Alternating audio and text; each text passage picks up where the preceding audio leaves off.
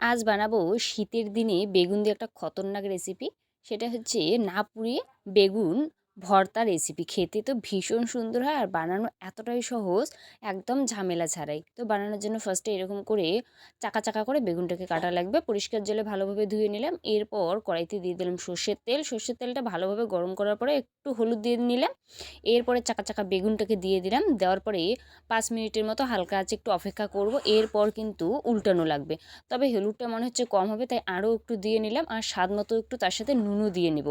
দিয়ে ভালোভাবে উল্টে পাল্টে একদম সুন্দর করে লাল লাল করে ভাজতে লাগবে। যখন কালারটা দেখতে পারবেন সুন্দরভাবে লালচে হবে, তখন এটা নামিয়ে নেব। আর সেদ্ধটাও কিন্তু ভালোভাবে করতে লাগবে। এরপর এটা হাত দিয়ে খুব ভালো করে এইভাবে সুন্দর করে মাখতে লাগবে। মাখার পরে ধনেপাতা, কাঁচা পেঁয়াজ, কাঁচা লঙ্কা আর একটু স্বাদ মতো নুন দিয়ে ভালোভাবে আচ্ছা মতো মাখার পরেই কিন্তু রুটি হোক বা ভাতের সঙ্গে দারুণ লাগে। আমার তো বেশ ভালো লাগে।